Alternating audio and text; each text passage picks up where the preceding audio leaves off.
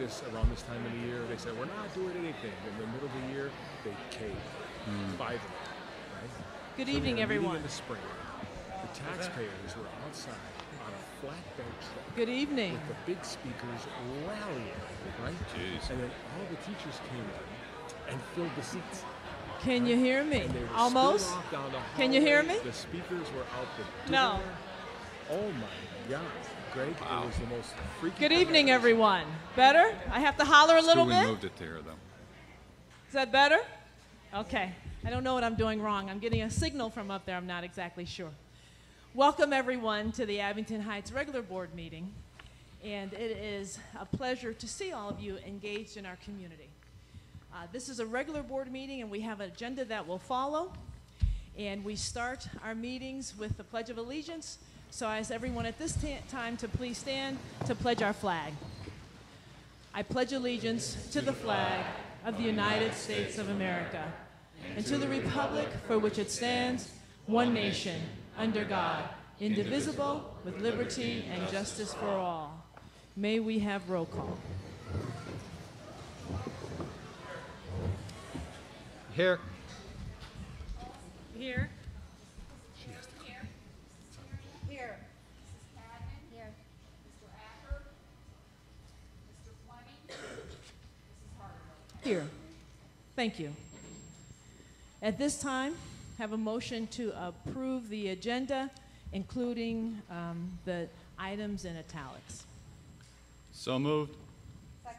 On the question, roll call. Mr. Wilson. Yes. Mr. Leanson. Yes. Mr. Schultz. Yes. Mrs. Terry. Yes. Mrs. Tierney. Yes. Mrs. Cadman. Yes. Mr. Fleming. Yes. Mrs. Hardaway. Yes.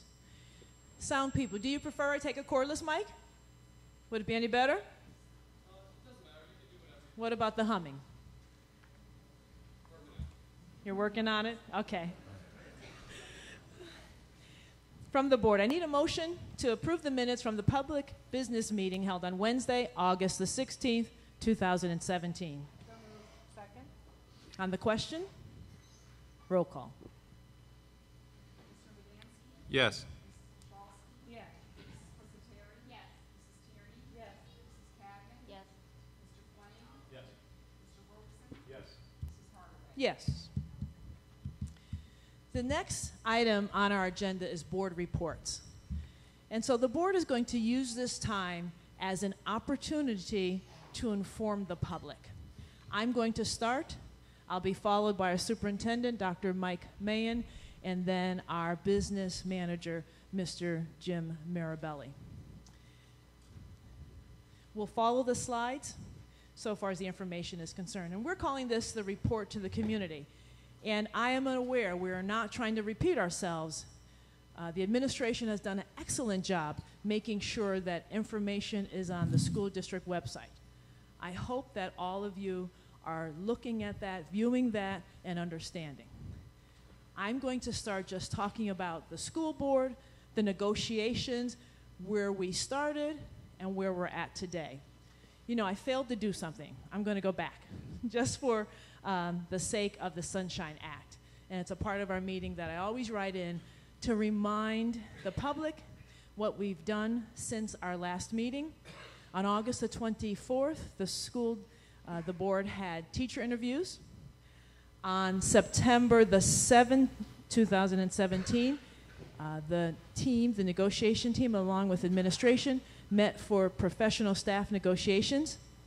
We also had professional staff negotiations on September the 15th, and as you also are well aware, on Monday, September the 18th, we met at 8 a.m. in the morning for negotiations, and I'm sure you're also aware tomorrow evening we will meet again on 9/21 for negotiations.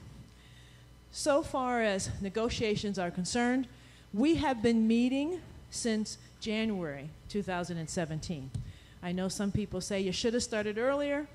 We started timely according to the rules of negotiations, and we've met approximately 20 times since January.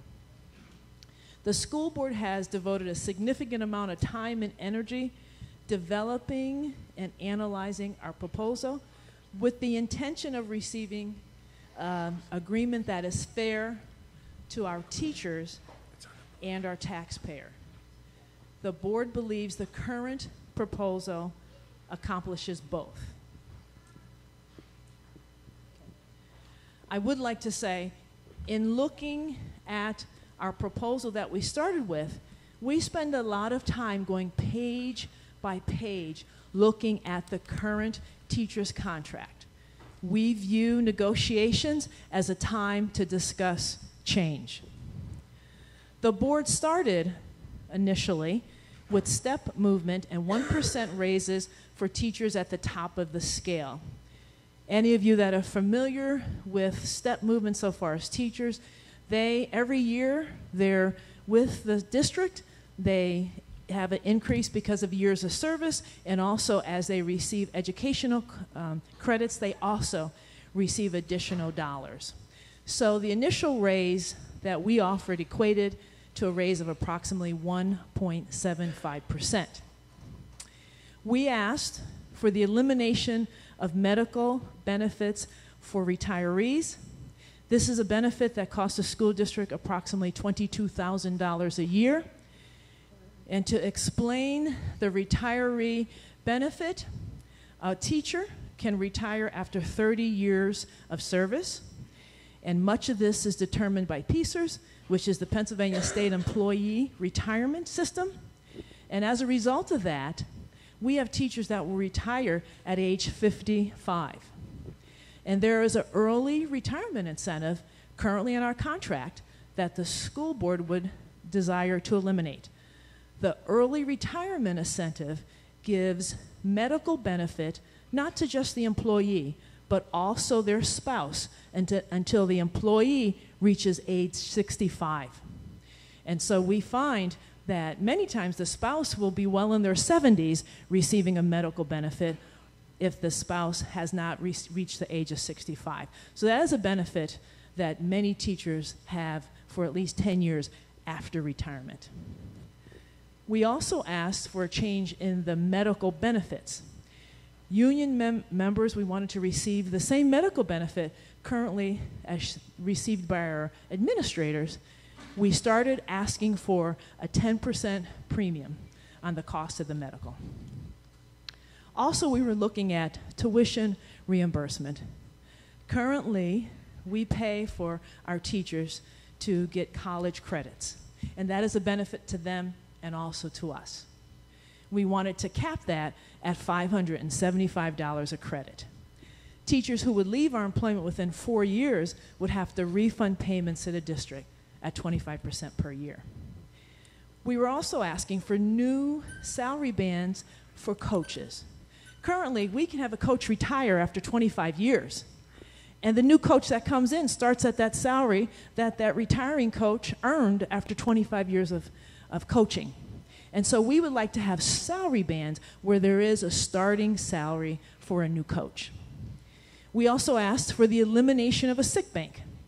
Currently, all union members receive 10 sick days per year to be used during the school year. Union members can accumulate an unlimited number of sick days that they earn. In addition, there is a sick bank. If you use all of your sick days, there is a set aside of 50 sick days per year that you can then acquire if so needed. That's where the board started. Many of you now are aware of where we're at today. The board has on the table and proposed 2% raises for a 3-year period of time. Union members will receive the same, we're asking for the same medical benefit that our administrators currently pay, which is $80 per month. And that $80 is regardless whether it's a family or a single benefit. The cost of that plan for a family is $21,600. That's annual.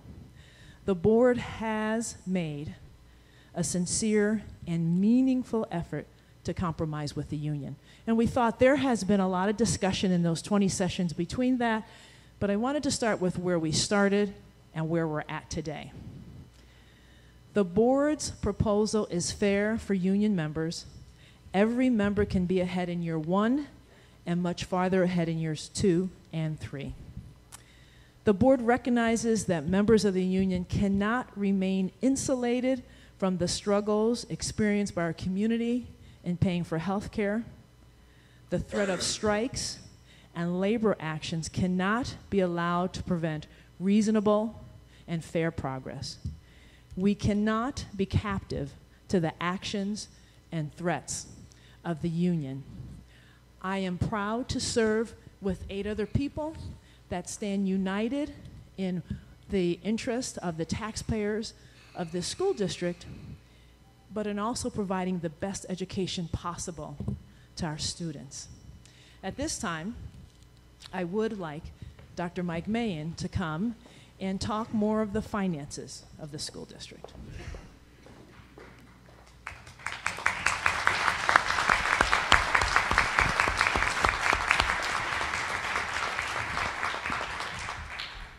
Thank you, Mrs. Hardaway.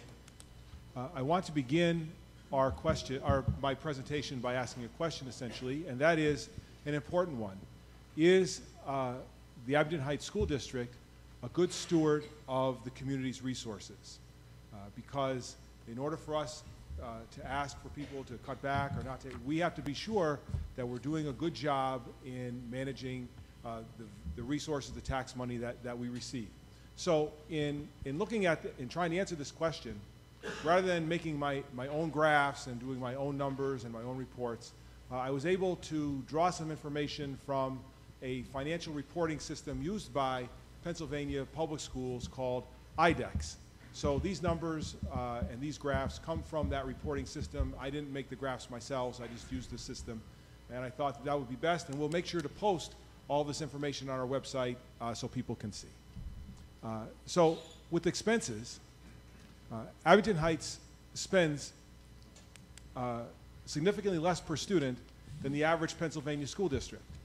If Abington Heights spent as much as the average Pennsylvania school, our expenses would increase by about 13%, or $5,790,000. So if we spent as much as the average school district per pupil, our expenses would be almost $6 million higher. On this graph, we see 3 lines. The blue line, of course, is Abington Heights. The other 2 lines, the yellow, are all school districts in Pennsylvania. And the green would be the 25 school districts in Pennsylvania whose demographics are most like ours. And so when we look at expenses, we see that Abington Heights has been running significantly below both the state average and the average of our peers. So we are trying to control expenses. You'll see in each of these slides, the year 2016 is a little bit off. 2016 was an anomaly in reporting. We decided in that year to reduce our rate stabilization fund in order to prevent larger deficits. So it's a technical thing, but the trend is the same regardless all the way through. So there's expenses. Now, just having low expenses doesn't mean that much, because anyone can cut a budget, all right? The question is, where are our resources going? And fairly asked all the time, maybe on people's first question, how much money are you wasting on administration? All right, it's a good question to ask and a fair question to ask. So Abington Heights administration costs are significantly lower per student than the average Pennsylvania school district. If Abington Heights spent as much as the average Pennsylvania school district, our expenses would be, administration expenses would be 29% higher. So if we spent as much as the average school district in Pennsylvania on administration, that would require a 29% increase in our spending, or an increase of $739,000. Again, that's less than the $6 million we looked at before, because administration is a relatively small component of our operation, yet we do have control, at least the spending, and the graph is this. You see that the green line would be schools like us, school districts like us around the state. The yellow line would be all school districts, and the blue line, again, reported by this financial site, would be Abington Heights. Our administration costs are low. A big issue comes up fund balance. All right? We often hear, oh, you have a lot of money, and it would be reasonable, because our teachers truly do great work, why don't we use the fund balance to help fund the raises to the teachers? It is a fair question to ask, okay? Abington Heights has worked extremely hard over many years to build up its fund balance. We have really tried to control costs, all right? Fund balance is there for things such as the maintenance of buildings and grounds, to cover pension increases. Mr. Mirabelli will speak about that issue in depth later. And as a self-funded organization, we pay all of the medical bills as they come in, so we need some funds to cover us in years where medical experience, the utilization of our medical plans is higher than expected. So we do need to have fund balances, all right? Here's the important point that I want to make, and you'll see, all right? Our fund balances have been decreasing. Each year, for the past several years, we have been spending more money than we have been bringing in. Our recurring revenues, all right, have been smaller than our recurring expenses, all right? And non-recurring, when we look at recurring expenses like raises, all right, when Mike Mahan gets a raise one year, then the next year, the next raise compounds, and it is a compounding recurring cost, all right? Many school districts, some in our region, all right, are on the brink of crisis because they decided to take non-recurring revenue, a fund balance, a savings account, and apply it to reoccurring expenses such as raise increases.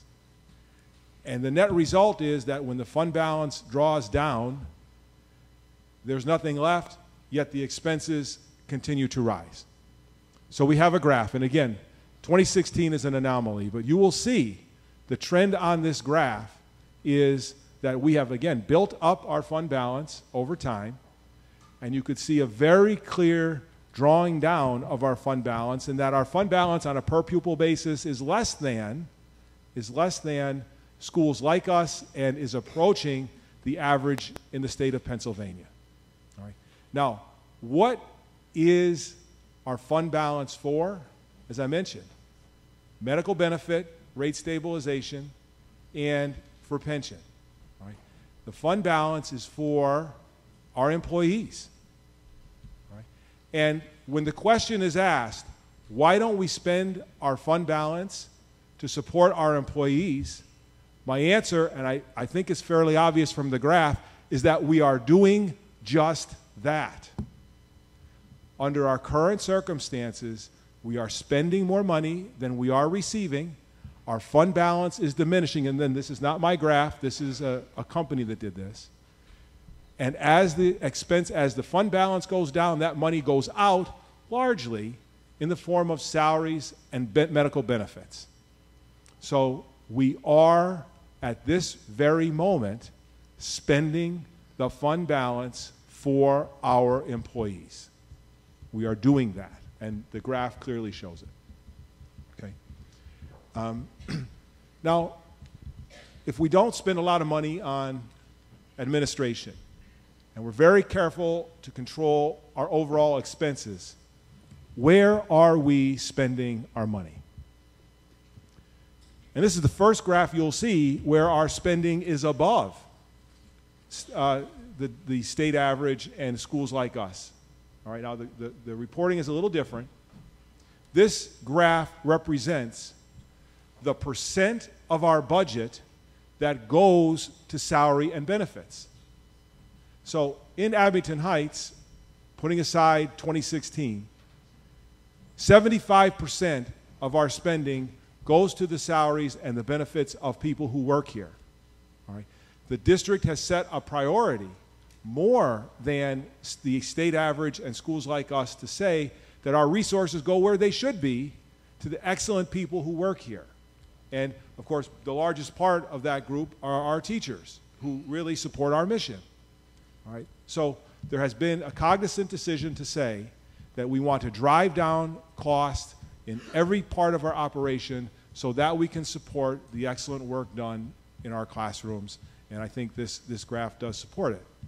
So my hope is that people will look at these slides and say, you know, we may not be rich, all right? There's a lot that has to be done. We do have some financial problems, but through the leadership of the board, we have worked really hard to be good stewards of the taxpayer dollars as they come in. And we've also really worked hard to make sure that our priorities are such that our money goes where the benefit is, and that is to the great people who are working in this school district. So that concludes my presentation, and I'm going to ask our business administrator, Mr. Jim Mirabelli, to get into some deeper detail about the financial challenges that we're facing. So thank you.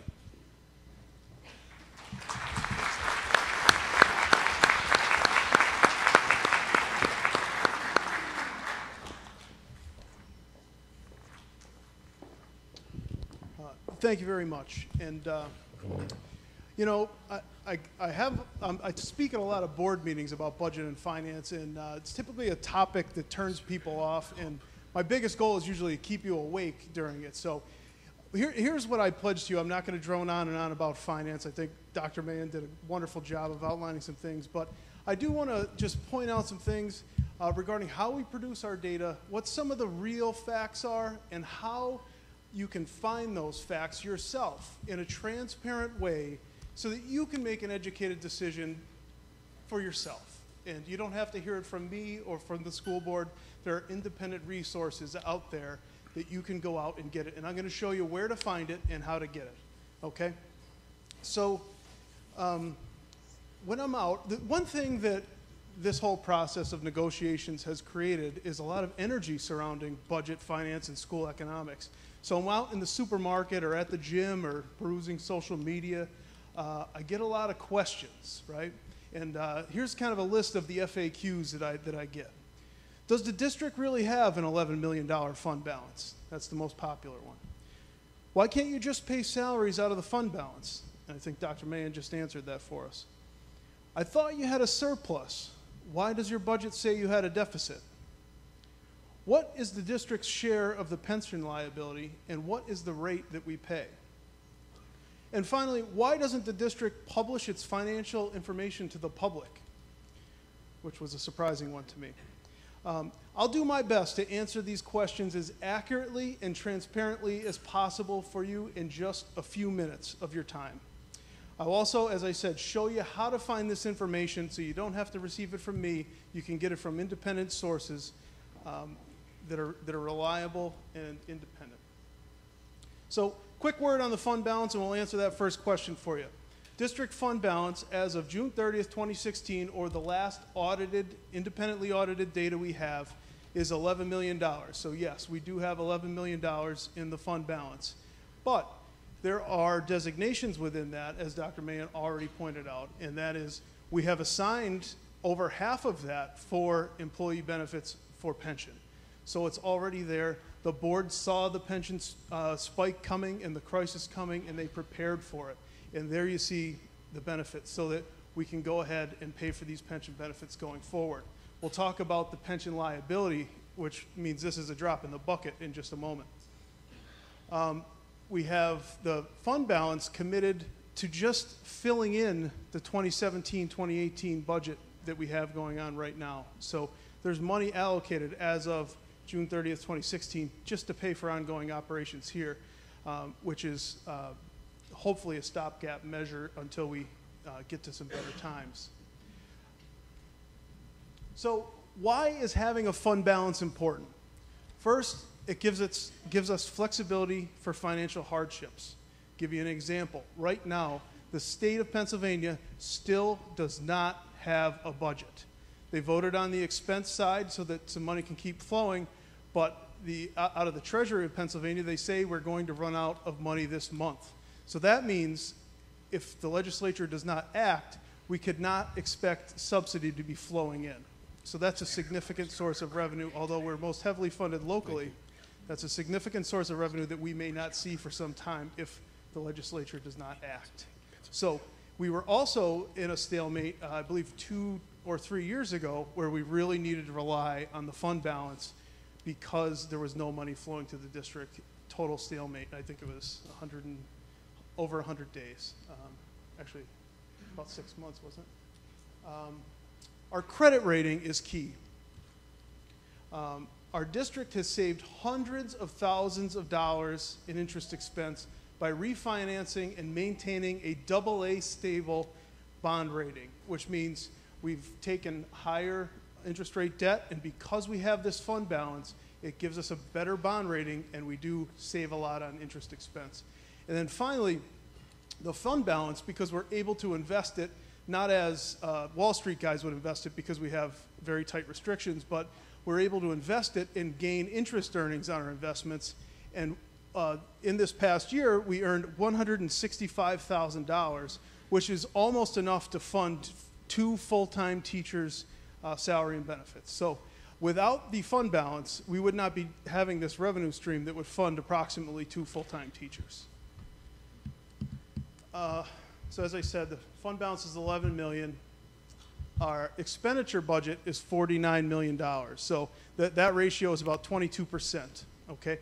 And it might sound like a lot of money, $11 million, but I challenge you to reduce it to a household budget of $49,000, which is a reality in some places. Now, let's assume this budget, this household budget of $49,000 has a savings account for emergencies of $11,000, the exact ratio that the school district has.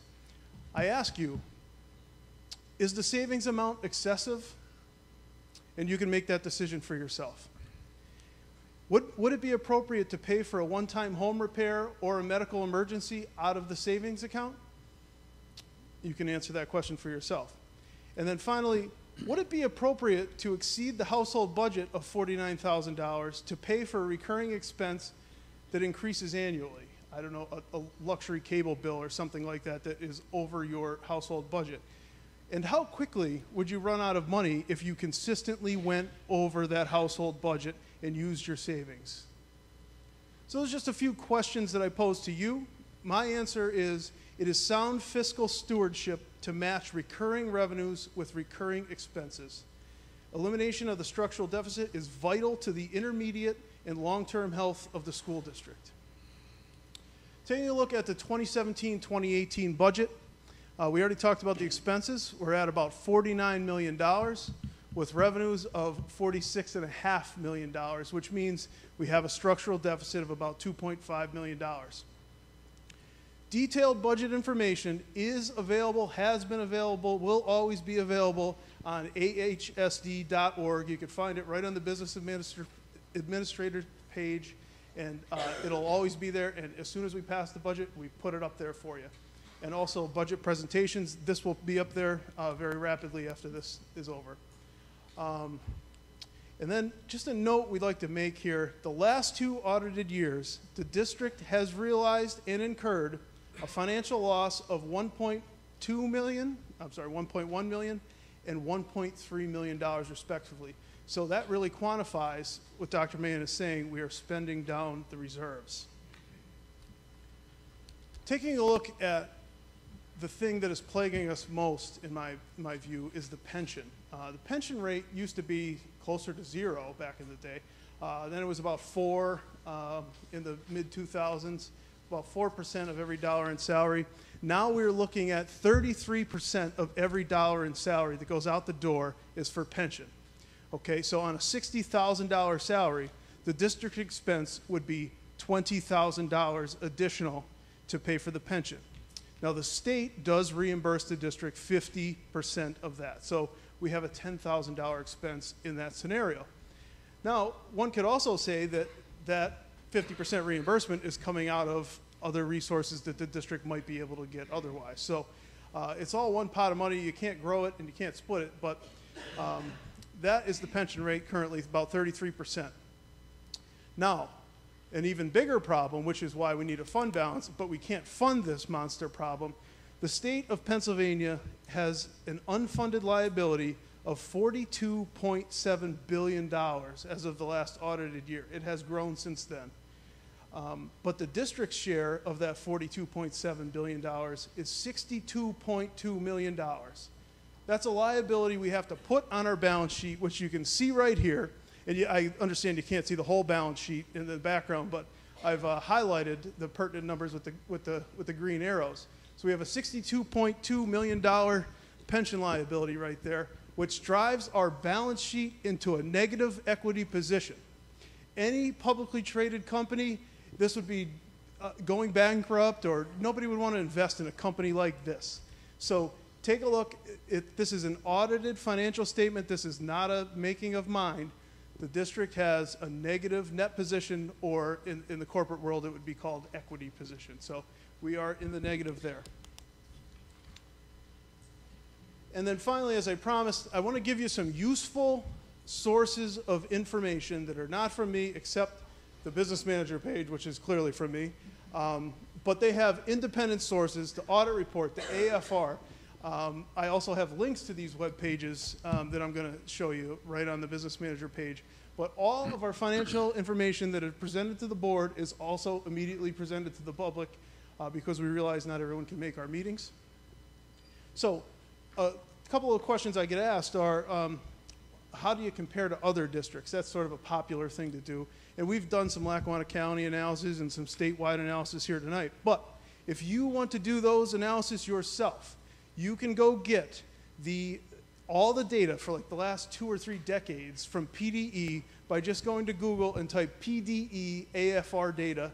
And there's just giant spreadsheets, a wealth of information on all finances, all enrollment, and just anything you could dream up. You can sort and filter and do anything you want with the data, and it's pretty telling. Just to look at what our business web page looks like there, you can see the years of information that we have available. Then finally, are you looking for school employee salaries, including teachers and administrators and all employees in any district? You can find it through that AFR database. It's a little hard to get to. You can go to the school performance profile, a little hard to get to. Here's 2 sources where they've taken the database and made it in a more usable form. The Scranton Times did a database, and openpa.org has a sortable and searchable database. And these links will be live on our website for you to click as well. And then finally, probably a lot of people are familiar with the PA school performance profile, where you can take qualitative information, test scores, attendance, things like that. So you can find it all there.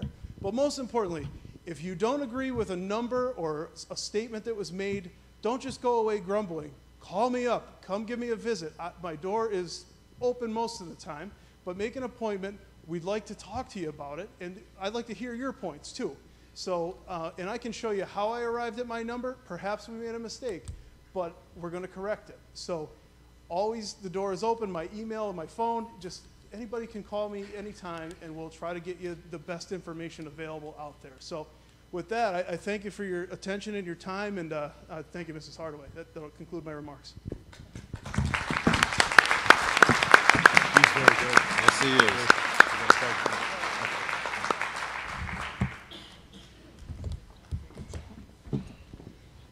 You've had a chance to listen to us. Now this is your opportunity for us to listen to you. When you were coming into the auditorium this evening, there was a basket with index cards, and this is how we allow the public to address the board. So someone, as I picked these up at the back door, they are alphabetized according to last name. So what I'm going to ask, I'm going to call 2 people initially, and I'll have one person at the podium here, and on the other side of the room, the second person. And when the person is done, I'll call out another name, and I'm asking for that next person to come and speak. And we'll really try to keep it moving so that everyone can be heard. We do have a time limit so far as the opportunity to speak is concerned. There is a 3-minute time limit. And we do, I believe, have an alarm here on an iPhone. Oh, we have a bell. We have a bell. We're going to ring a bell this evening. And we ask that when you hear that bell, if you're not done, to kindly wrap it up. And courtesy, particularly those that are behind you. And I will get to everyone on the index cards first. If someone has not signed up, we may, I can't guarantee it, we may have the opportunity to hear from you. One of the things I did notice, though, is at these meetings we like to hear from residents, taxpayers, and so I do ask that you state your name and then where you live. And that is a part of our meeting. We're going to begin. Any questions? I see a few people looking at me here. We're going to start here with this podium. I'm going to ask Robin Domenico to start here at this podium, and Robin will be our first speaker, and then I'm asking that Joanne Galderi go to the podium over here to my right. Joanne Galderi here. Robin, welcome. Hello, my name is Robin Domenico. I live in Clark's Green, and I've lived here for 20 years. I have 4 children that are graduates of Abington Heights. Let me just say that I have attended school board meetings for years, and I have sat through it all. I applaud the directors who volunteer their time, the administrators, and the teachers for all they do. We are fortunate to have them all. I have experienced the strike process many times in 20 years. It does nothing to endear the teachers and/or the union to either the parents, but more importantly, to the children they teach. My kids saw upset and frustrated and mad faces of their teachers on TV, in the newspaper. And it's a funny thing about kids, they can read emotions really well, and mine knew that their teachers were not who they thought they were. Once back in the classroom, things were not the same. Essentially, these strikes changed my kids. They no longer regarded their teachers the same way. They didn't trust them, and they didn't respect them for the most part. And some teachers didn't like my kids because their mother wasn't afraid to speak up at school board meetings. I know plenty of families that could tell a similar story. Now fast forward to 2017, the same issue has forced the AHEA and PSEA to call a strike again. Now I look at the professionals that have been marching along Grove Street for the past 8 days. Why? The union says that they must have free health care and better compensation so that our children can succeed in school. The PSEA and AHEA says that they are striking because they care about our children. They are responsible for our children's successes in school. But do they care? And are they fully responsible for our students' successes? No is the answer.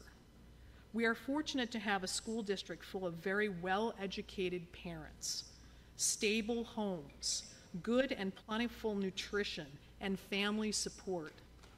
Yes.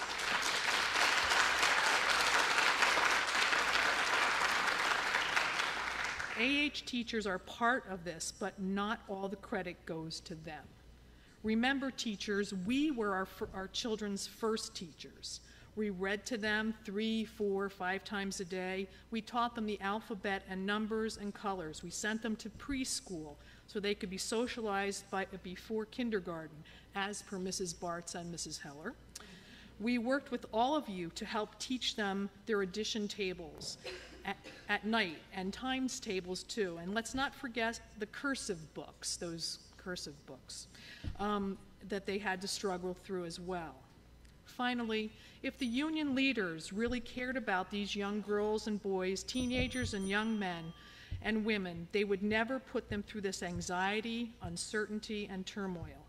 PSEA and AHA leaders, you come and make demands that are outdated, not viable or sustainable, and unreasonable considering the state of health care, and yet you persist. This time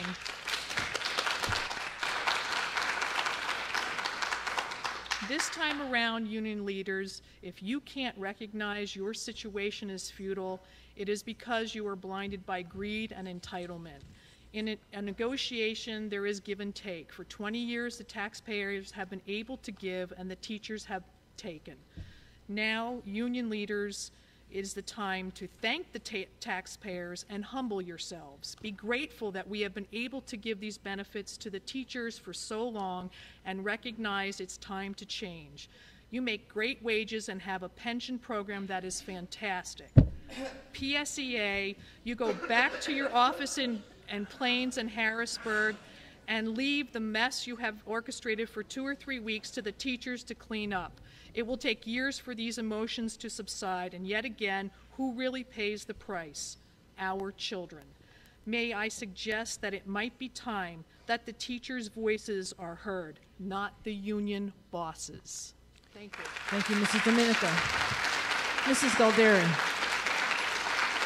And I ask that Sarah Doggart come to the podium also. Sarah Doggart. Mrs. Galderi. Okay. I wish I came in as prepared as that because that was good.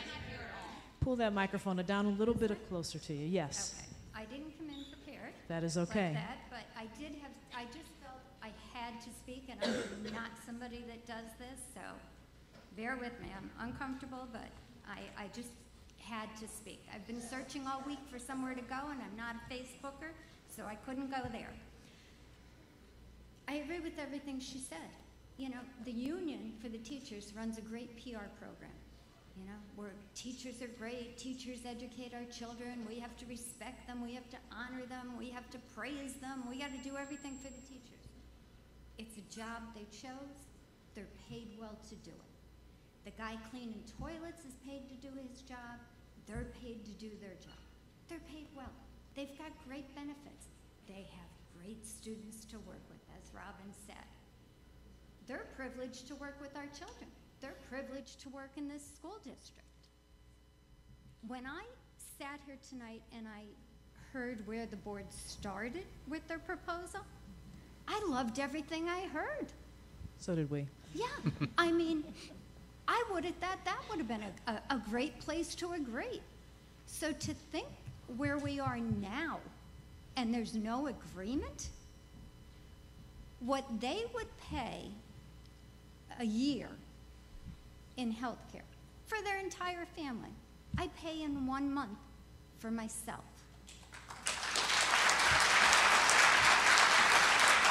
I picked this up on my way in. It's not me. I don't have a master's degree in nursing. I don't save lives. I got this from a woman seated at the back that did not want to speak, but she pays her own health care. So, great, you teach our students, that's wonderful. It's an honorable profession. We're grateful you're here. But it's time to join the 21st century, 2017. Things change. Pay for your health insurance.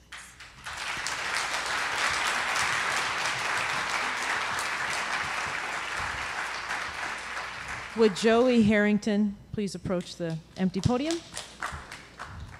Sarah. Hi, my name's Sarah Doggart. I live in Clark Summit. Thank you. I have 3 children in Abington Heights, 2 at Clark Summit Elementary and 1 at the middle school.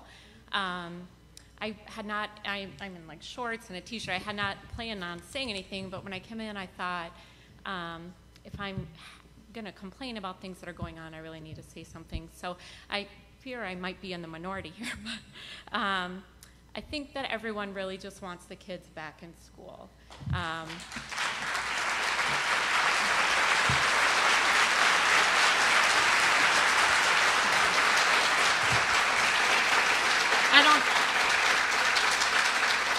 I don't think that's like an outlandish thing to say or deserves uproarious applause. I think that's just something that we can all agree on, right? That we want the kids in school.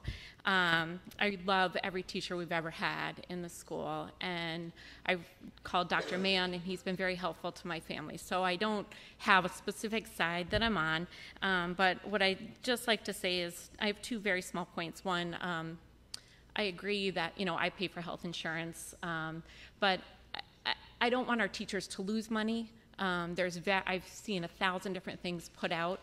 I think if we're going to ask the teachers to pay for their health insurance, which I do actually think is fair, I don't think that that should come at a cost to them if their raises do not, make up for that. I was looking at something that was put out by the board, and if I read it correctly, it looked like some people might lose some money. Not everybody, but some, and I don't think that should happen. The other thing, there are districts all across our area who look like they might be striking soon or their contracts are up, and healthcare is obviously an issue for everyone in our country. But I wonder if there's a way to think outside of the box. All I hear is like this little bit and that little bit and this little bit and that little bit.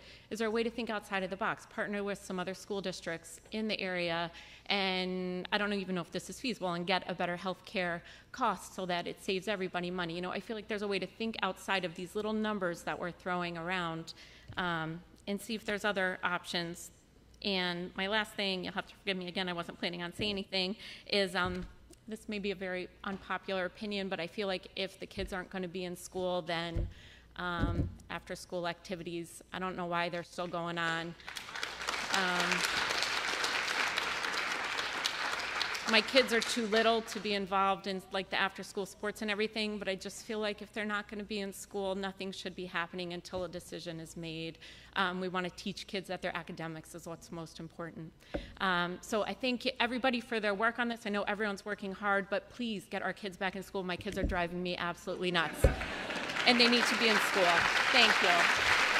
Thank you, Mrs. Zach. And will Jason Holgate approach the empty podium? Jason Holgate. Welcome, Joey Harrington. I'm a senior here at Abington, and I have only great things to speak of my teachers, but unfortunately, they can't see the issue here. Teachers are not any different than the rest of us. We all pay our fair share of health care. There's no reason they can't pay. My parents and neighbors pay thousands per year. The elderly are losing homes because they can't afford it. I suggest the union takes the board's offer or leave it, but don't ask anyone else to pay for our health care and yours. Thank you. Thank you, Mr. Harrington. Will Laura Jones please approach the empty podium? Mr. Holgate. My name is Jason Holgate. I live in South Abington Township. I have 3 children in the school district. 1 at the elementary school and 2 at the middle school. I would like to talk to this board for a moment about value, and about value not equaling something cheap, but value being in the substance that we get when we live in the Abington Heights School District. When our children gain a good education, have good people, and live in good neighborhoods. I want to see our teachers do well. I want to see them stand strong. I want to see them be supported by everyone. I want to see everyone in the school district flourish. I'm troubled by what I heard here tonight, that there is recurring expense that is greater than the recurring revenue. If that is going on and you're allowing that to continue, you know where that's going to end. If you spend more than you make, where are you going? So you really need to think less about what you're going to do with the $11 million that you have and how to increase what you're getting to match what you're spending. Now, I support our teachers. I want to see them get a good contract and make a good wage and continue to be good teachers because they give us value, and I'm all about value. So I strongly encourage you to reconsider and try to pony up, because we're getting a good thing, and I want to continue a good thing. Thank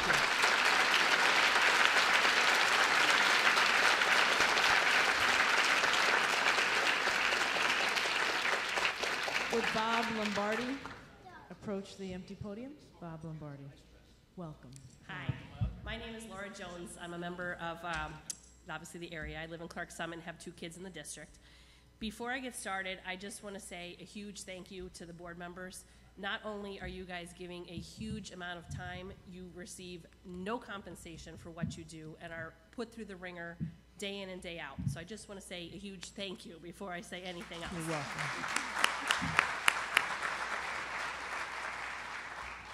I'll try to make this brief, and for those of you that know me, that's going to be a miracle. I really have just 2 points I want to say. The first is, you know, while everyone's talking about the teachers and the district, and don't get me wrong, we are a great district. For the most part, they are wonderful teachers. They do a great job with our kids and help them get advancements. We are not comparing apples to apples. And the first woman that spoke kind of hinted on the same thing. Majority, our kids come to school fed. They come with clothes on their back. They come with a stable, relatively stable home to return to. In addition to that, they don't have to get worried about being shot in the middle of a drug deal in the middle of the night. We are not talking about the inner city schools of Philadelphia where basic Maslow hierarchy of needs are not being met. This is a much different clientele of students that come here versus some of the other areas. So everybody kind of needs to remember that. When you throw around these numbers and you talk about the great teachers and the great results, take this same group of teachers and put them in a different school district where those needs are not being met, and I can guarantee you, you are not going to see as great results as what you have.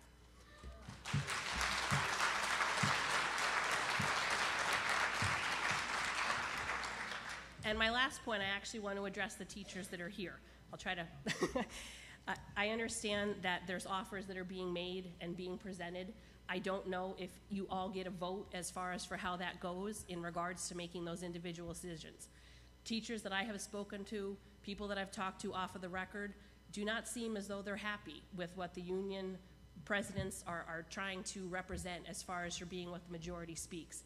So I would encourage that if you are one of the people that do not agree, when you take a vote, you teach our kids to stand up for themselves. Stand up for yourselves too.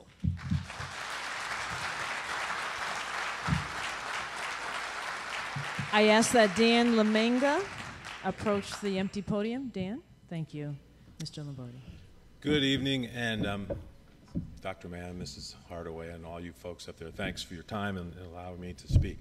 I feel what I'm going to say, I say this with a heavy heart and actually deep sadness, because I can tell you that the teachers are not going to like what I have to say.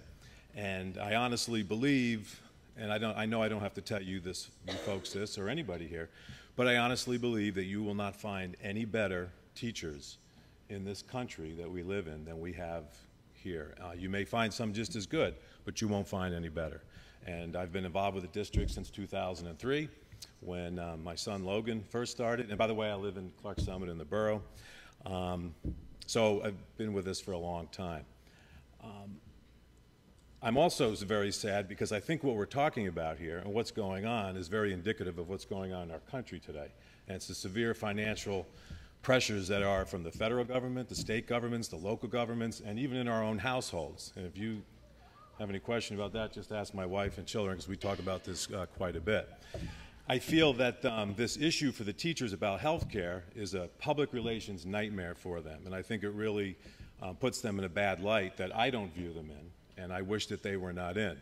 But I can tell you, unfortunately, that in every, and you know this, everybody here knows this, that in every sector of our economy, the retirement and benefits and things are being pushed off onto the employees. It's why the middle class in our country is shrinking, and that's very sad. I'm an airline pilot for United Airlines. I've been flying for 27 years. And during that time, we have given back many times, and we did not agree to it. And I don't blame the teachers for not willingly agree to it. But what happened was we had the real threat of bankruptcy. In one case, we went into bankruptcy. In the other case, we almost went into bankruptcy. And our union and the company came together, and we worked out an agreement, which including us giving back 30%, paying for more of our benefits. So I understand all of that. On the other hand, as a taxpayer, and I make a good salary, I just told you I'm an airline pilot, I can absorb these things. I don't like it, but my taxes have gone up every year for the last 19 years. The problem is there's many people that live in this district that are taxpayers that are on fixed incomes. Go around, look at all the homes that are for sale. 19 years ago, we could barely find one. You have no problem finding one today. There are also many people that work for minimum wage and make a lot less than I do. I just had my teeth cleaned today, and my hygienist told me that between her and her husband, and I know they don't make anywhere near as much as I do, they pay $500 a month for their health care. I pay $550 a month, and I'm very grateful to do that. My brother, who's self-employed in New Jersey, pays $1,500. So at some point, the changes are coming, and there's nothing we can do. It's the first sip from a bitter cup of a day of reckoning, believe me, that we are all going to be facing. So I think what we're going to have to do, unfortunately, is to accept the strike. And we'll just have to make do and make the best of it as we can. I'm very sad to have to say this, but I don't see any way around it. Thank you. Thank you. Would Tim Moore approach the empty podium? Thank you. Mr. Magna. Good evening, members of the board, Dr. Mayhem. My name is Dan Lamagna of Clark Summit. I'm speaking this evening as a taxpayer in the district and a prospective future school director as I consider running for school board with concern about the lack of urgency to keep our children in the classroom and to not only negotiate, but close a deal that's best for all parties. I recently moved to Clark Summit solely to have our children in this great school district, only to see the kids staying home and the community slinging mud on both sides. I've experienced 11 years of Scranton's challenges, including a strike, but with a track record of success in Abington Heights, we don't need to go down this road. Stats such as the highest average SAT score in northeastern Pennsylvania, multiple elementary schools named by U.S. Department of Ed as Blue Ribbon schools, middle school as a school to watch, and 9th in Pennsylvania out of 687 high schools in school performance profile with a score of 98.1.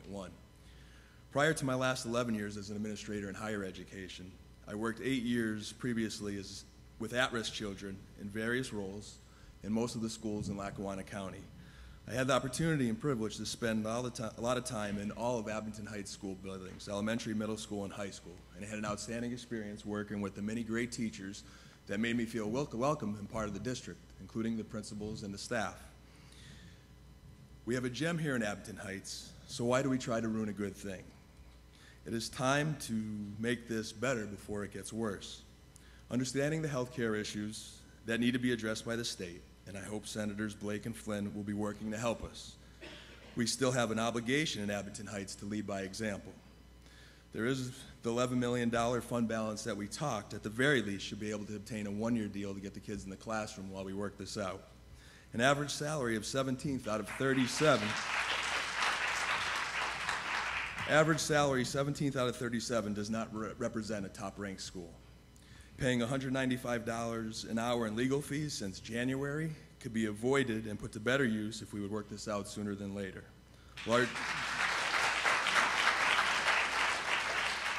Larger class sizes, constant grade level changes in elementary schools, no librarians, cutting arts and music programs are also concerns.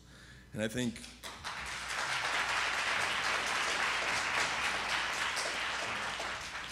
I understand the community concerns, and we all make different salaries.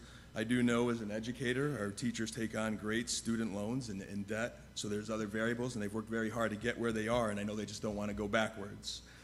So recognizing that the school board's job is not easy, and I commend you, everyone on the board, for what they do, but please take the lead. It's time to close the doors with the union, and don't come out behind those doors until we reach an agreement. The teachers and school district needs to be put in the positive light that it deserves. Thank you. Thank you.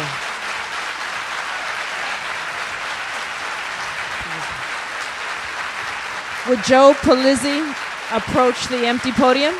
Mr. Palizzi? Thank you. Mr. Moher. Good evening.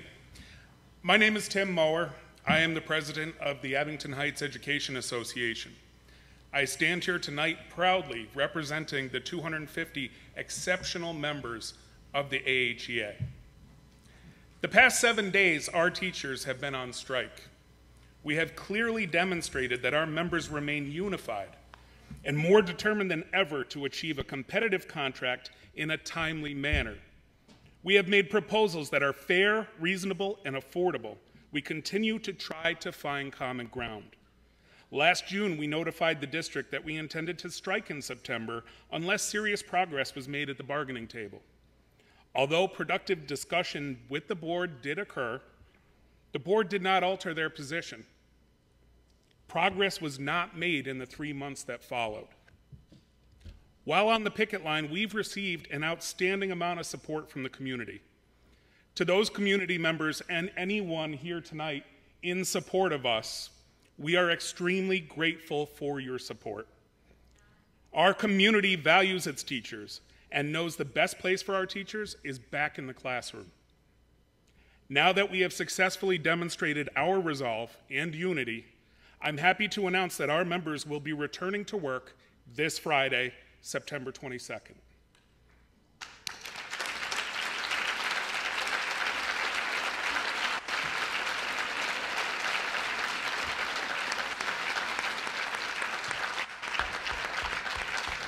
We are eager to return to delivering the exceptional level of instruction we always have. We will also continue to meet with the board in good faith in order to reach a fair and competitive contract for our members. We're notifying the district that as of January 2nd, 2018, we will return to the picket line again, unless they come to the table between now and then and negotiate with us fairly. Excuse me. Please let him finish. We are asking that you come to the table and treat us fairly. We're asking that you help provide our award-winning staff with the compensation package they justly deserve. Now, it's clear that a lot of people in this room have a negative focus, and I don't think that's a healthy position for our members to be in. I am choosing to leave tonight on a positive note, return to our homes, and prepare for work on Friday. I thank you for your time.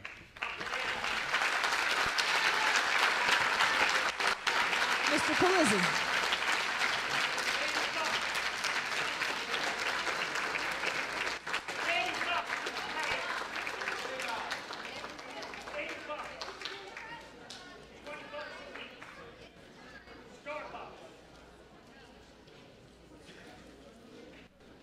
You can address the board, Mr. Palizzi. Thank you for allowing me the opportunity to speak today. I find myself in a curious and an interesting position. Indeed. I am a professor at Marywood University who teaches in the Superintendent's Training and Principals Training Program, as well as in the Teacher Education Program too. For that matter, as well, my backyard neighbor happens to be the Vice President of the Teachers Union, and I myself have been a New York City teacher for 10 years and was a union member and chapter leader too. It is quite challenging, though, for me to see teachers who have gone on strike here in the Abingtons as a matter of course because of conditions or because of salary, and this is something that happens regularly in this community. I have been here for 10 years.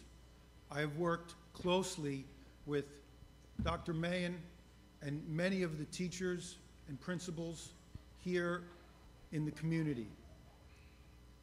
I can't believe that this community allows for this to happen regularly here. I can't believe that teachers actually go on strike. I am a New Yorker. We have the Taylor Law there. Teachers are not allowed to strike. I am in support of the Strike-Free Act here in Pennsylvania that would put... But I am a strong supporter of unions, too. I believe that our kids belong in school, plain and simple.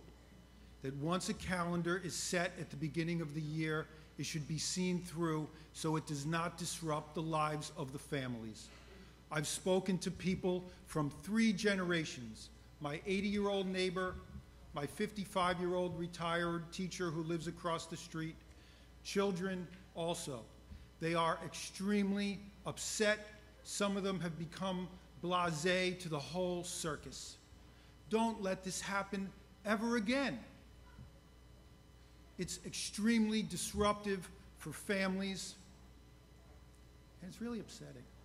In just these little ways that makes you challenged in ways that you can't even imagine. You probably know it pretty well. We do. So as an educator myself, as someone who's been instrumentally involved in the lives of the professionals and the children in this community, put an incentive in for an early bird contract.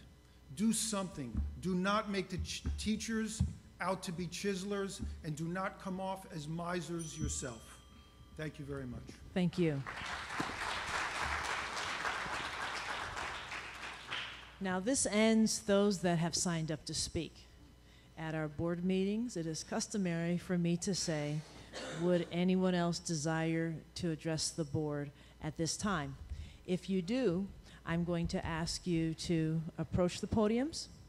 And when you approach the podium, state your name and where you live. The 3-minute time limit still exists, and ask you to be courteous for those behind you.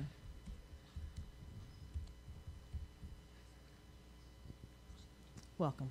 Hi, thank you. Hi, my name's Jill Newton. I live in Clark Summit. I just briefly, thank you for all of this tonight. There are volumes of things I probably want to say, but one of the things that's even more disturbing right now is I'm sad that the teachers in the AHEA didn't sit here and listen to the rest of the parents and our concerns. I'm just shocked by that, and it doesn't make sense if they truly do care about our children and the people in this community that they would stand up and walk out like this. I'm shocked, really. Thank you.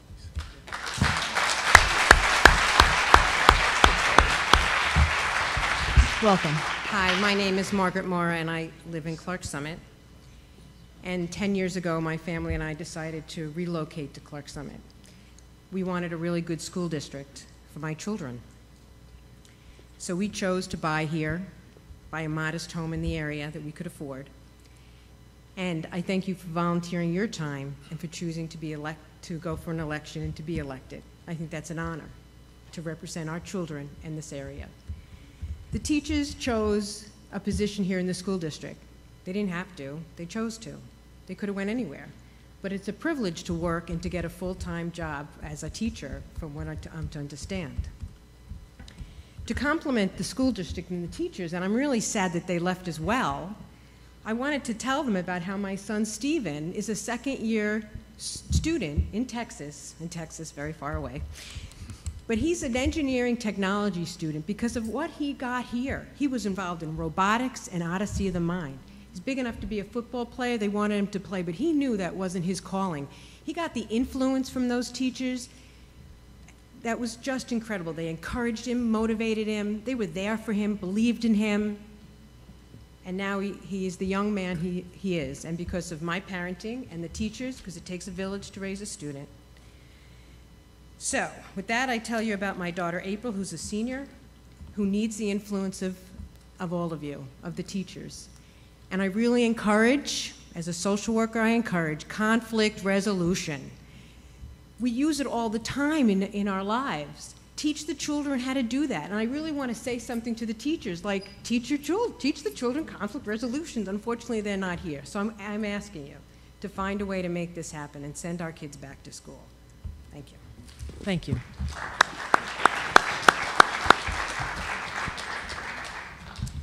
My name is Robert Rimbecki, and I live on 520 Deerfield Drive in South Abington Township. I thank you for all your time today. I wish the teachers had the common decency to hear me speak and to hear the rest of these people speak, but I believe they tarnish their profession by doing that. That being said, my suggestion is, my proposal, why can't the school board make a last, best, final offer to the union? Get an independent arbitrator involved. Both parties have some skin in the game.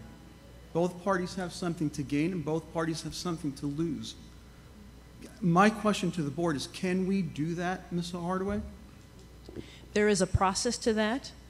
The mediator asked us to enter into fact-finding, which is a step before arbitration, and we agreed to do that. They did not. So we are open to the steps. Arbitration would be a last effort, but we want to move in that direction to have a contract to settle it. Okay, thank you.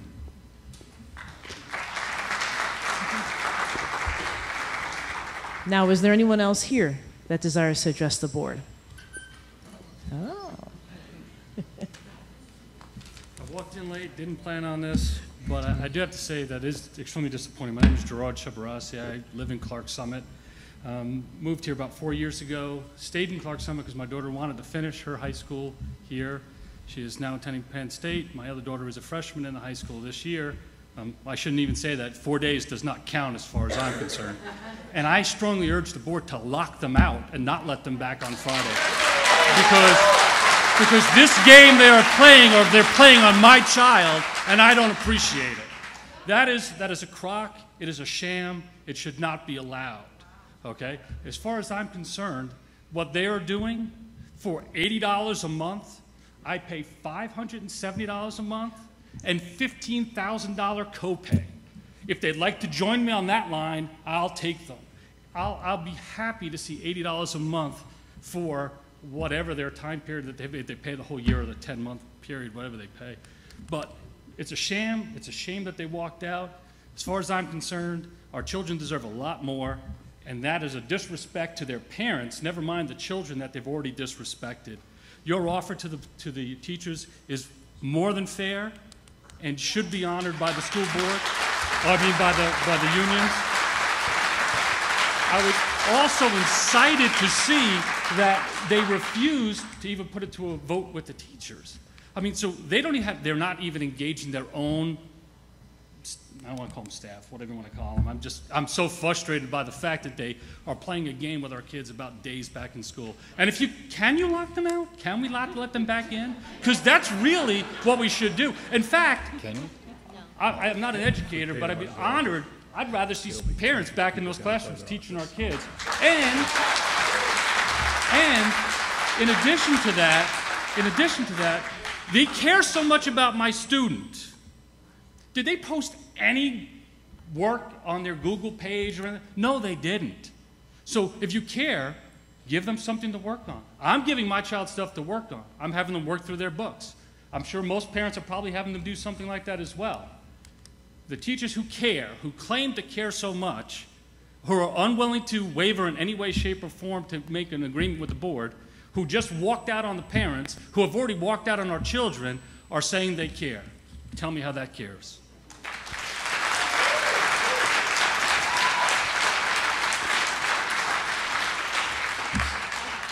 Hi, my name is Sherry Dean. I moved to Northeast PA about 20 years ago, and I moved to the Abington specifically for the school district. In Florida, we don't have, and in Tennessee, we didn't have unions like this. And it's beyond me that teachers can just bully a district into, if we don't get what we want, we're not going to teach. I pray to God as a board that y'all cannot break down until they start paying into their health care. It's beyond me that they don't. So I pray and I beg y'all not to back down. Make them pay, because if we don't now, it's going to continue. And you can't. We know that the Abington School District can't. And I would hate to see people leave this district because their taxes are so high they can't afford to live here. Then they're not going to make anything. Thank you.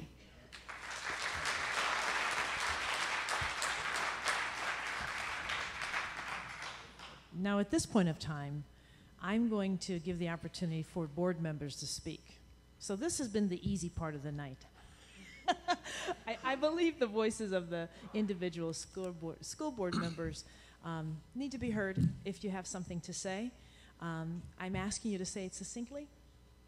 We have another part of the meeting, but I do feel it's important to allow everyone to speak. And I'll start at the end with Mr. Medensky. You did want to put me on the spot. Do you want me to start up here, Greg? No, that's all right. That's Okay. all right. What is totally amazing is it took something like this to bring the community together, and I want to thank everybody who sent us letters, the emails we've gotten, just showing the support of what the work we're doing. All of us here on the board pay our own insurance premiums. We've had for years. There's been times when, yes, I'm a professional. There's been times you don't get a raise and your insurance cost goes up. So all of us have lived it. We really have. And it's not that we don't appreciate the work they do. We really do. We have been negotiating since January, and it has been give and take, give and take. And there's been a lot of things we've talked about, and as you can see from the very beginning to what we've settled on now, and we still can't come to an agreement, it is very, very hard to understand why that does not happen. And even to the point of the last proposal, we've been meeting with a mediator, and he came up with several options. The board here, we agreed to 2 of them just to keep it progressing, to get the kids, and the purpose was to get the kids back to school. And one of them was take it to the board. Not that they had a vote on it, but at least present it to them, discuss it, and if they could vote on it, they wouldn't do it. So that's our frustration too. But again, I really thank for all your support, and it's been overwhelming. Mrs. Cadman.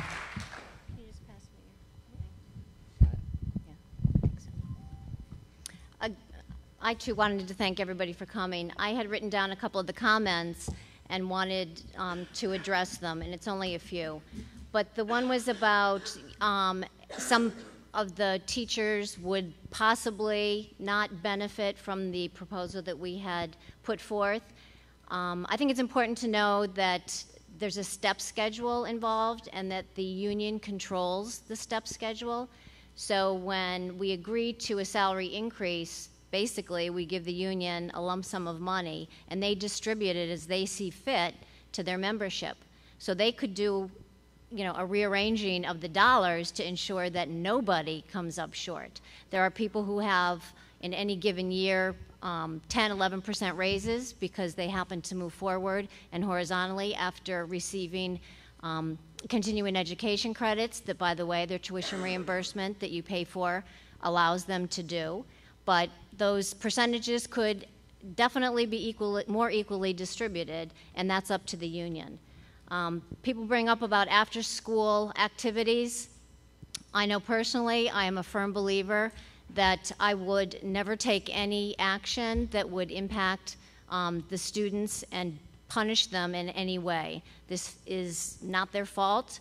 This is something that they're unfortunately caught up in. I happen to be the parent of 3 very athletic, successful students, and had it not been, you know, for their academic and combined with their athletic abilities, they may not have had the opportunities that they had in their lives. And they're very, very fortunate, and they have gone on to do fabulous things as a result of that. And people don't understand, but college scholarships depend on performance, and a strike could jeopardize that for students.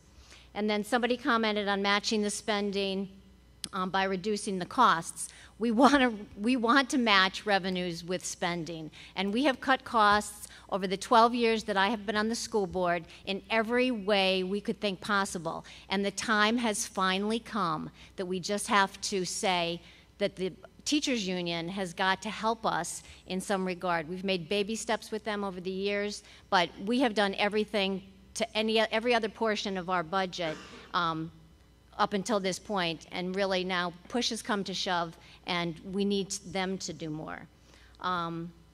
This is nothing about performance. It comes up constantly about the fact that, you know, if we appreciated them, we'd give them raises and let them keep their health care. This has absolutely nothing to do with performance or the fact that we devalue them or don't value them, because that couldn't be further from the truth.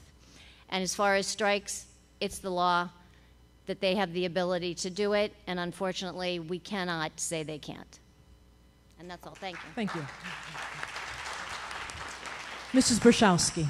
I just want to thank everyone for their support. It really has meant a lot. Like Greg said, receiving the emails, letters. I have not received one letter that did not support the board's position, and that really encourages us to stay firm.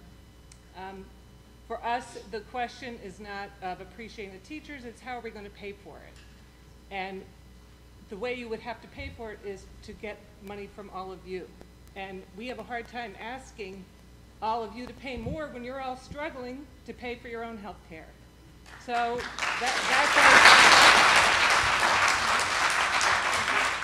we are doing our very best. One big issue for me has always been the retirement benefits. I think they're too generous. We let that one go in our final offer. For the life of us, we can't understand why they're not taking it. So we're going to keep working at it, and we hope that they don't go on strike again, but it's out of our control. Thank you. Mrs. Tierney.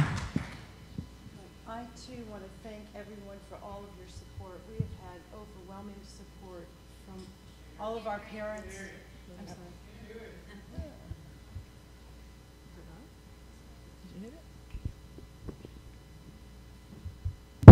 Yeah, you're good.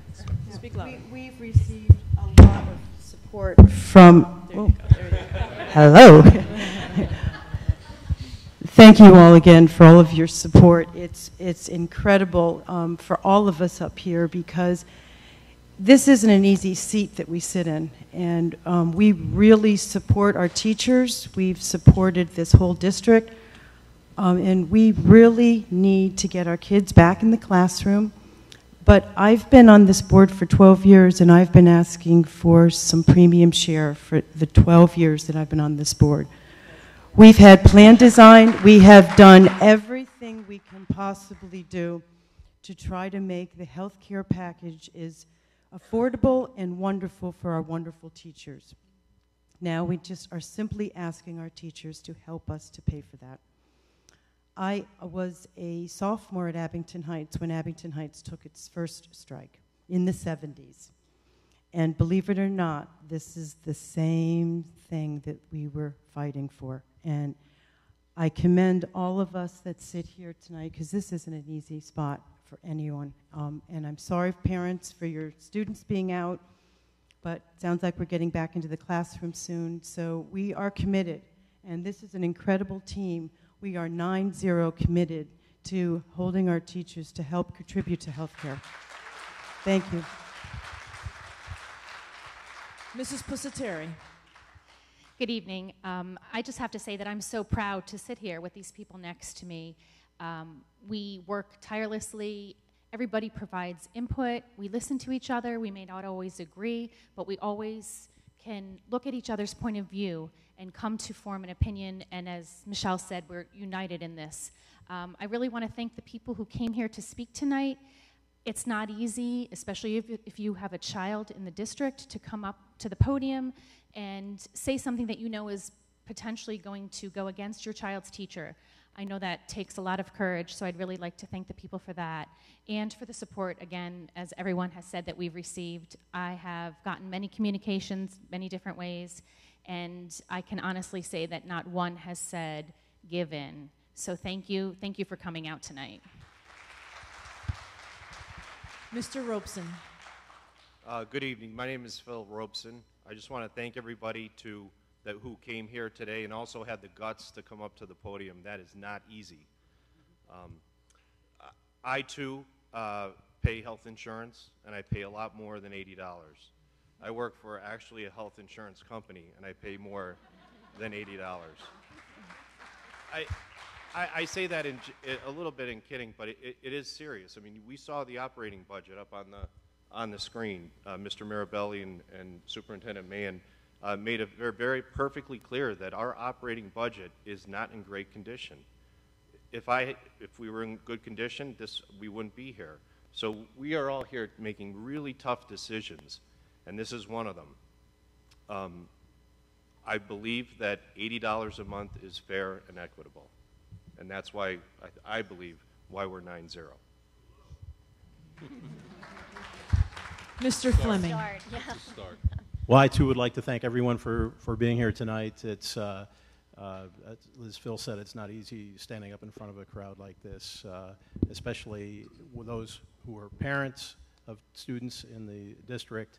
And I want to say that I think it's shameful that the teachers would walk out, professionals would walk out, storm out in a very immature way. But I think it just, our resolve is that much greater. So we are going to stand tall, and we're not going to give in. And hopefully that won't penalize the students too much. But we're hoping cooler heads prevail in the long term. But again, thank you all for being here.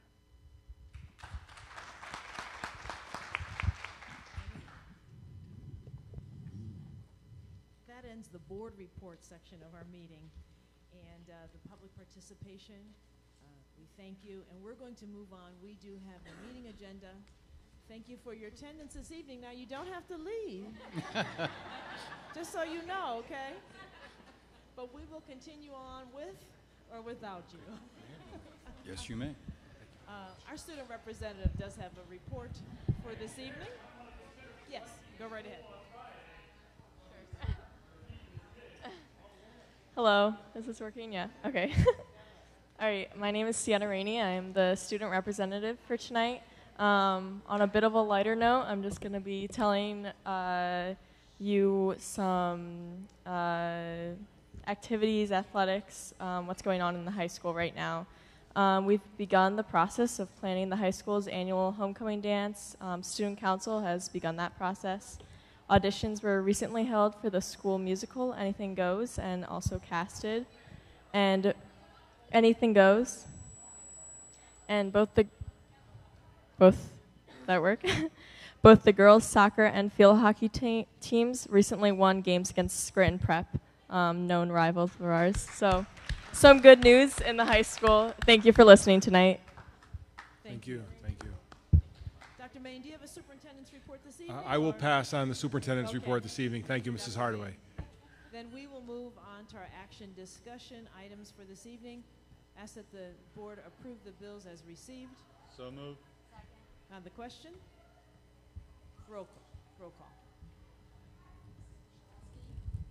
Mrs. Pusateri? Mrs. Tierney?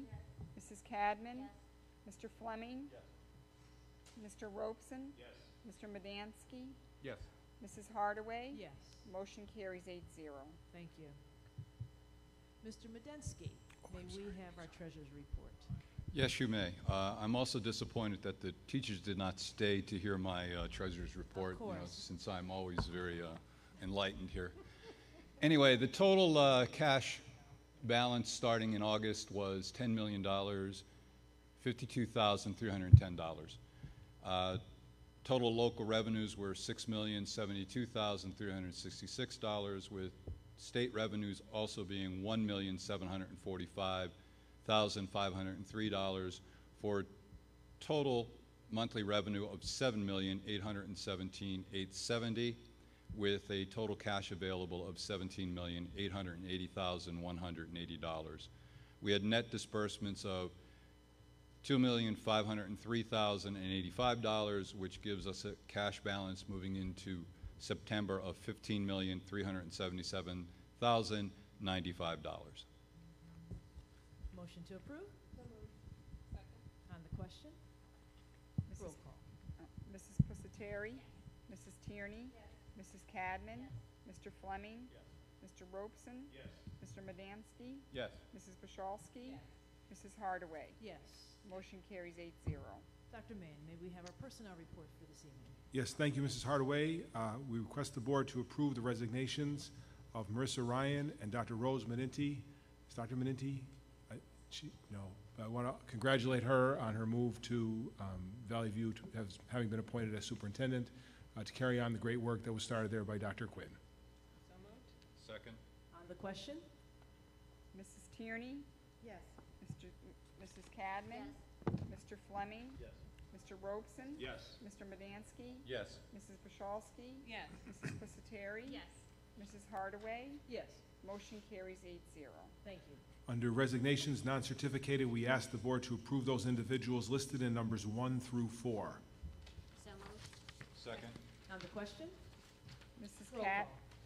Mrs. Cadman? Yes.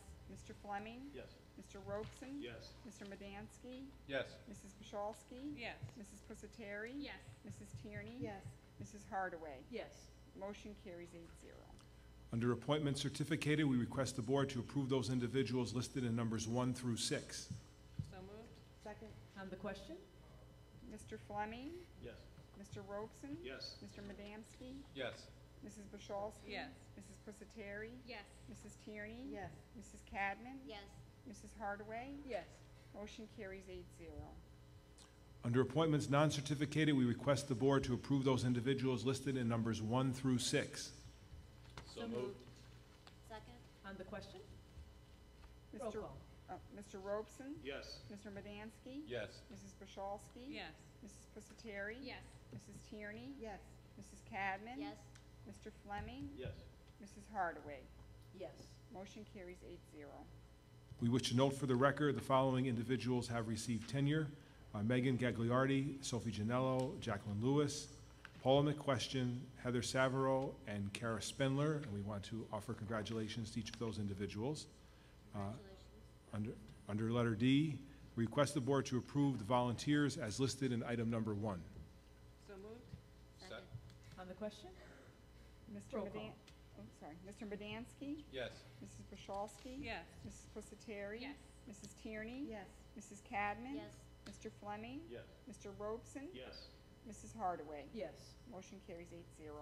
We request the board to approve the individuals for EDR positions as listed under letter E. So moved. Second. On the question? Mrs. Roll Bashals- oh, Mrs. Bashowski. Yes. Mrs. Pusateri. Yes. Mrs. Tierney. Yes. Mrs. Cadman. Yes. Mr. Fleming. Yes. Mr. Robeson. Yes. Mr. Madansky. Yes. Mrs. Hardaway. Yes. Motion carries 8-0. And we request the board to approve 2 transportation contracts. The first, Branich Busing, 1 van, $60 for morning transport only. And the second is Branich Busing Incorporated, which is an update to the existing contract and a change in mileage from $135 to $147 per day. So moved. Second. On the question? Yes, Mr. Branich. I know Mr. Branich. Mr. Branich. Run for the long haul. Thank you, Mr. Branich. Roll call. Mrs. Pusateri. Yes. Mrs. Tierney. Yes. Mrs. Cadman. Yes. Mr. Fleming. Yes. Mr. Robeson. Yes. Mr. Madansky. Yes. Mrs. Bashowski. Yes. Mrs. Hardaway. Yes. Motion carries 8-0. And perhaps we could take G and H together. Request the board to approve the settlement agreement between students 106985 and 101159 in the Abington Heights School District, again as listed under G and H. So moved. Second. On the question? Roll call. Mrs. Tierney. Yes. Mrs. Cadman. Yes. Mr. Fleming. Yes. Mr. Robeson. Yes. Mr. Madansky. Yes. Mrs. Bashowski. Yes. Mrs. Pusateri. Yes. Mrs. Hardaway. Yes. Motion And- carries 8-0. Pardon me. We request the, excuse me. We request the board to approve the provider agreement between Abington Heights School District and Northeast Pennsylvania Center for Independent Living as contained in item number 2. So moved. Second. On the question? My question is, I know they're somewhat new to us and they've been doing a great job. Do you have a percentage increase with the contract, new contract reflects? Let me see. I do have that. Do you have that number, Jim?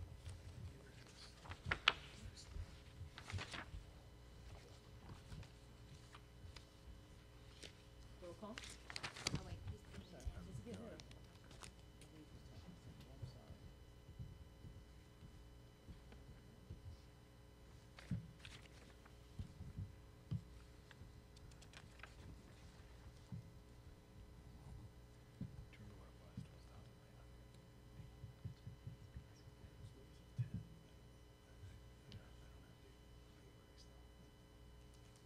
Ms. Cameron, I do not have the percent increase at $12,900 for the annual full-day price of $22,500. It is at a significant discount from any of the other providers we pay, but I would have to get back to you with the precise increase. And I guess, my way of thinking is, I know they're new, I know sometimes people come in low and then they got, what I mean? Right. You get a big jump, so that would be my fear. Okay.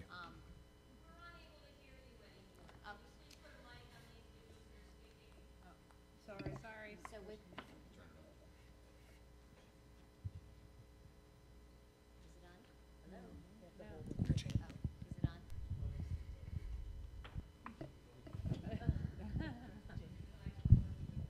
So my question was about the annual contract with the Center of Independent Living. My question was the percentage rate increase from the prior year, which is not available to us. My concern of sorts is just that when we have a provider that's new to us, sometimes we get a great rate initially and then get a big spike. That's what I'm looking to avoid. And on that basis, I'll probably abstain from the vote. Perhaps one moment. I might be able to.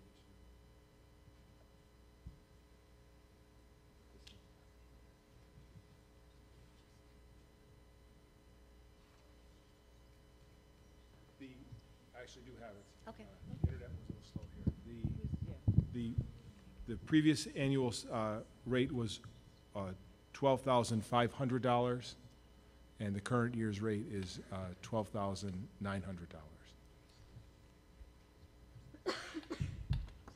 Thank you, Dr. May. Does anyone else have a question? Roll call. Mrs. Cadman. Yes. Mr. Fleming. Yes. Mr. Robeson? Yes. Mr. Medansky? Yes. Mrs. Bochalski? Yes. Mrs. Pusateri? Yes. Mrs. Tierney? Yes. Mrs. Hardaway? Yes. Motion carries 8-0. And we request the board to dispose of 21 booster seats that have expired based on the date provided on the seats. So moved. Second? On the question?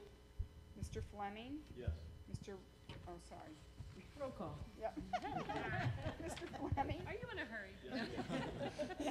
Mr. Robeson? Yes. Mr. Medansky? Yes. Mrs. Bochalski? Yes. Mrs. Pusateri? Yes.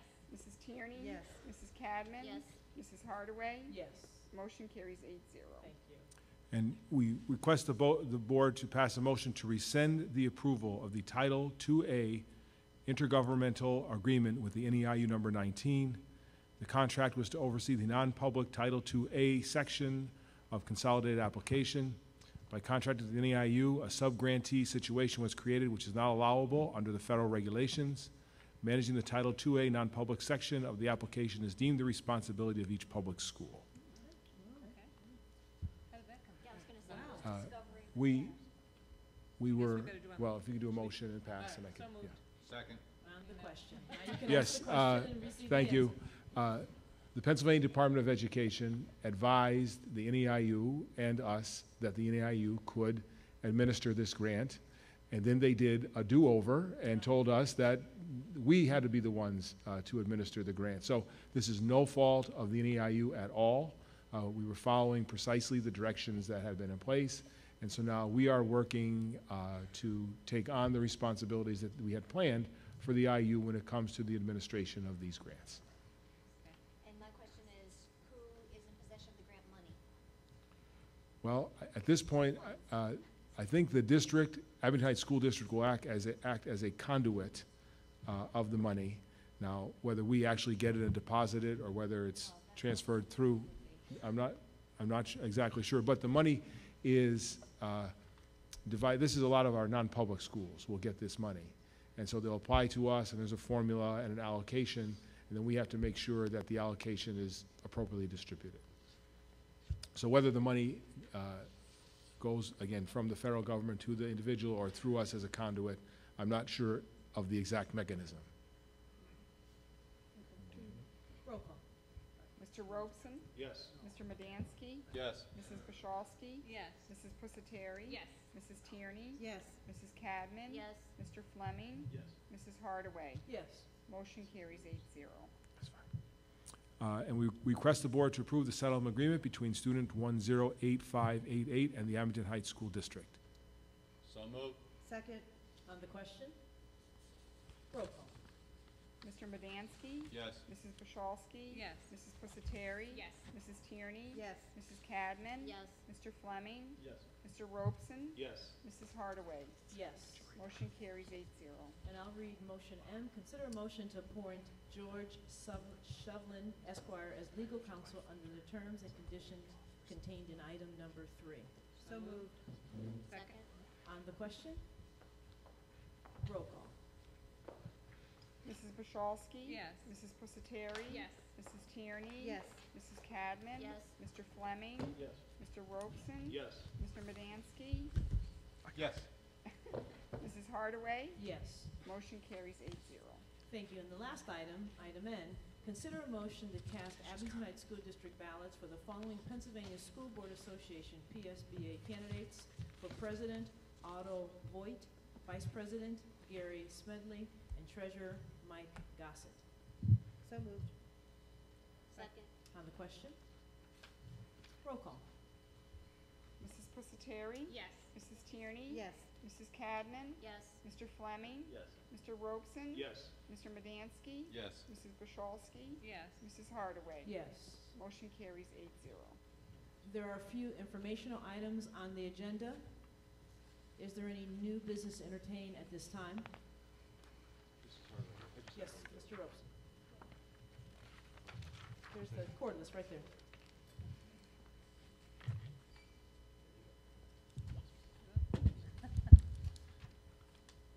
Thank you very much. I came on to a program, it's called Stop the Bleed, and I'd like to see if the board would be interested in undertaking it. As you know, there's been some tragedies in schools, and it's unfortunate, and it's even difficult to even talk about. But they do have a program that's free. It's a 2-hour training for teachers. It's led by a number of health service providers from Geisinger, because no matter how rapid the arrival of professional emergency responders to situations, bystanders will always be the first at the scene, and a person who is bleeding can die from blood loss within 5 minutes. It is a 2-hour training session for teachers. It is free. And the copy that I had, I wrote and I took notes on it today.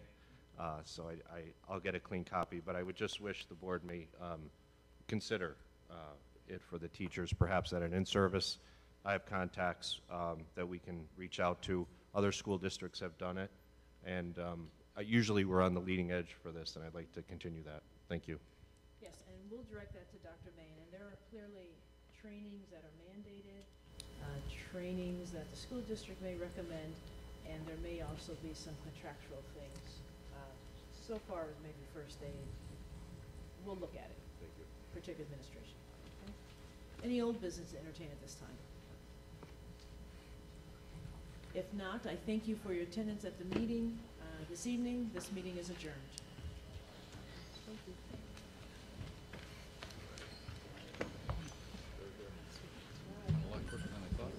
Sounds good. Very good.